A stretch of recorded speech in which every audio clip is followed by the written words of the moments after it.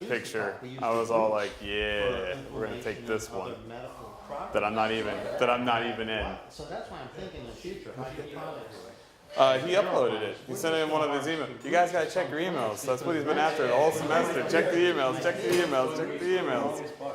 That's the one. Let me just make sure the clicker thingy works. Oh, the clicker works. All right. we don't even know if the leaves are going to be. Click that, see if it moves. Yep.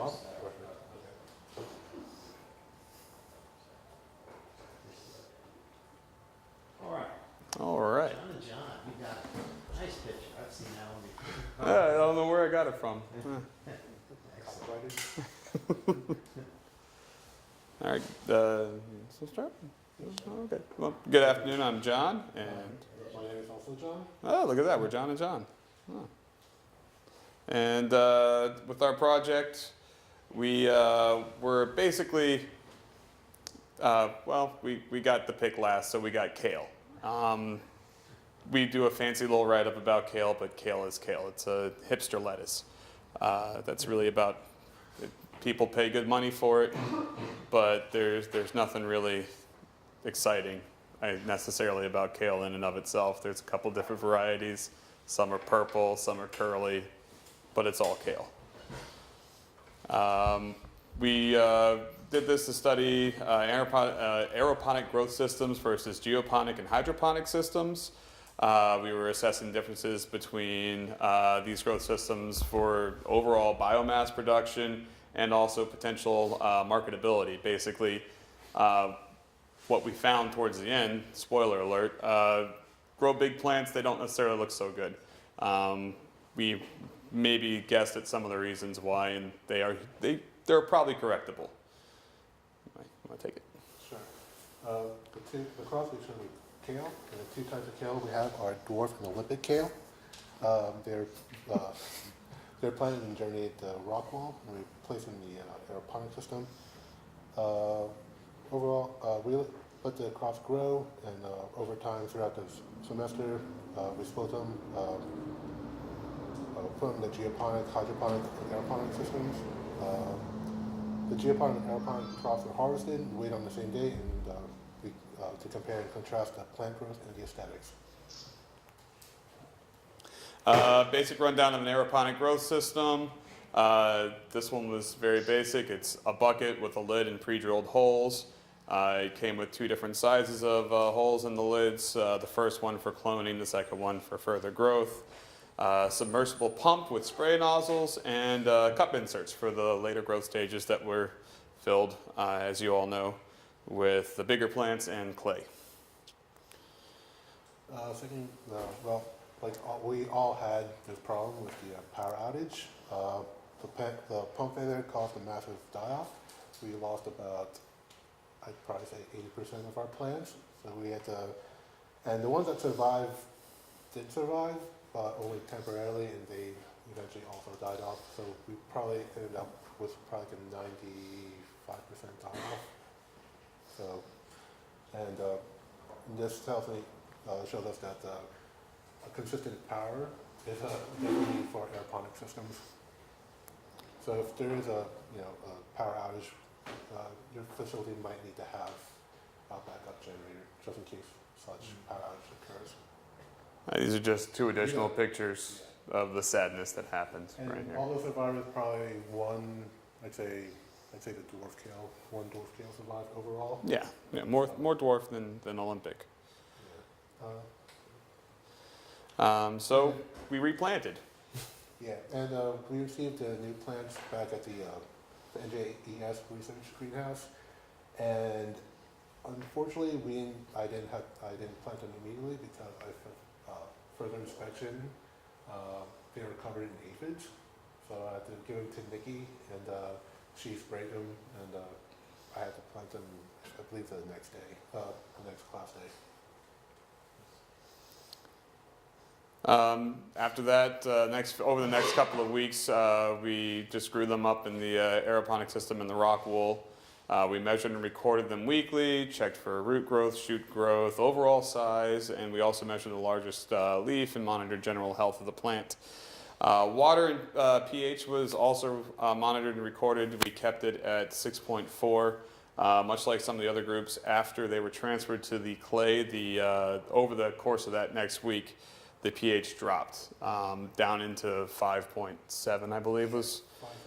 And of course, pH up, back up to 6.4. It actually held for us. I know another group said that it dropped again, but for us it held. We also would periodically add more nutrient to the water, as well as topping it off.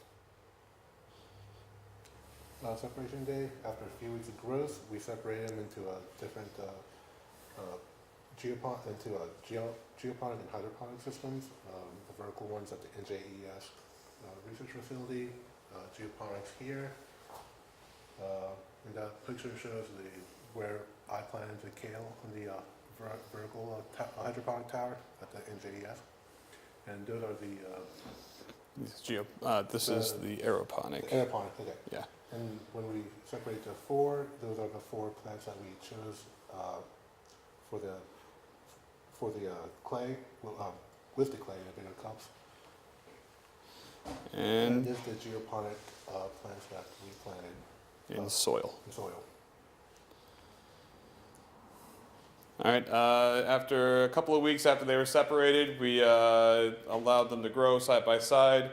The aeroponic and geoponic systems were harvested and measurements were taken. You can actually see in the picture here, you've got our aeroponic leaf and then geoponic, followed aeroponic and geoponic leaf. While the aeroponic system definitely produced more biomass, if I were at a store and I were looking to buy kale ever, I'd probably choose the geoponic grown leaf if those were my 2 options. We suspect that the reason this is slightly discolored, along with this one being a lighter green, is probably due to nutrient imbalance. We did not have a precise measurement for nutrient content. We didn't have an EC meter or anything like that to kind of give us any kind of helpful hint about what might be the concentration in the water. But after harvesting, we actually managed to cultivate 138.4 grams of the Olympic and 129 grams of the dwarf kale in the aeroponic system versus just 24.6 grams of the Olympic and 38 grams of the dwarf in the geoponic system. So it is a significant difference. The same number of plants were harvested up until, the 3rd? Early October. They were the same plants. They were all very consistently the same size. So it's pretty staggering, the difference between aeroponic versus geoponic growth. Here's a couple of our data tables. I don't know. Basically, up until the new plantings, this previous measurement wasn't really pertinent to the end study because these plants were basically dead by the end of the study. 2 weeks growth mark versus the initial mark, you can actually see that the roots had taken off inside the system. You're talking about basically 3 to 6 centimeter roots depending on the plant, all the way up to 35, 45 centimeter roots. It was insane, the growth that we saw. Let's see. When we did do our transplant, we lost a little bit of root mass on the dwarf plants. Little bit frisky with the handling. It was my fault, but it didn't seem to affect the growth. Here's some of the measurements at harvest time. You can actually see that the leaf with the geoponic growth, if I go back actually, around time of separation, the geoponic growth leaves didn't really grow all that much more. Their color deepened, they started to look a little bit better, but they didn't grow anymore, versus the aeroponics, which just kept going. And if we had left it in there, it'd probably be a small tree by now. So some conclusions? Aeroponic systems are, from what we see, that the aeroponic systems are much better for size, but care must be taken when it comes to monitor the water level, nutrient content, and the operation, and making sure the pump works. Because as you saw with the, can you go back to the harvest? Yeah, the Picture. yeah. If you can see, like, the geoponic is much healthier and more appealing looking than the aeroponics. So aeroponics has promise, but you need to, it seems to be more heavy on the monitoring to make sure it grows smoothly.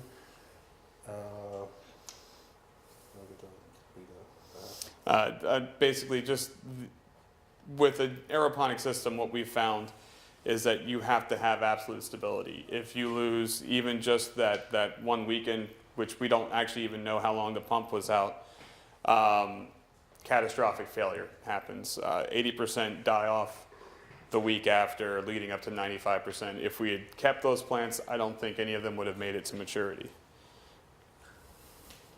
Oh, yeah, and in the vertical hydroponics, unfortunately, I planted underneath the group of the nasturtiums, and yeah, the nasturtiums hit the ground, and Yes, you can kind of see. you can find the kale. This is an Olympic kale right here. It's yellow, it's wilted, it's not happy. Yeah. We were strangled a bit. Well, I'd probably say smothered. Smothered. I was hoping, I thought the nasturtium would grow up, but apparently It grows goes down. Experiential learning, you never tested. And that's So all. that is all. Well, we're starting to see a common theme here where when you transfer from the aeroponics to geoponics, it's like those roots are shocked and nothing really grows later in Yeah, I there. didn't think the growth was probably minimal. As minimal as other groups have shown us. But And the color But did the change color was- significantly. the color, Yeah, the color Looked really improved pretty. a lot. Tiny, you probably could have marketed it as like a baby green of some sort, but Yeah. I mean, like even the dwarf leaves, which were larger on average than the Olympic leaves, are maybe about this large in the geoponic system. Whereas with the aeroponics, they were, you know, big old leaves. So. Yeah, I don't know if we those roots so much in the aeroponics that when they have to fight their way through the soil later on, they're having That's trouble if they're not He did evolved or adapted Right. out here. I was gonna say, yeah, right, if they're growing the roots to be in one environment, they're probably not gonna be able to adapt to a new environment. Like you can't teach an old dog new tricks. Yeah. So, I don't know, I feel like it would be something like that. Plus, what maintenance was being done on like the geoponic plant? In terms of putting in fertilizer or water or Right. something like that. Do you remember I believe how they were just water. wet the soil was, or was there any fertilizer added to those dwarf? We personally did not add any. It was just I think whoever watered the greenhouse watered the Yeah, plants. that was John Dimchuk was watering them on a regular basis, but I don't know if we told him to put in more fertilizer, so that might have been one reason why the growth didn't shoot up. Yeah. But with the aeroponic system, I'm sure if we were able to hone in on the nutrient additions and make sure they had what they needed at the right times, we wouldn't have had an issue with discoloration or anything like that either. So it seems like it's a fairly easily corrected issue just with the outlay of more monitoring equipment. So Yeah, good cash management. outlay, but Yeah, well, that shows you all the problems that can occur, and you gotta be right on top of these things every day, to make sure things get going. Once you have a system and you know what potential problems you have, which now you know what potential problems you have, oh yeah. you know what to look for, and don't let those things happen. But, it's good empirically to see what problems there are. It's a good learning experience, because you'll be better off for learning and adapting that to any other problems you see in the future. Good work. Thank you. Good job.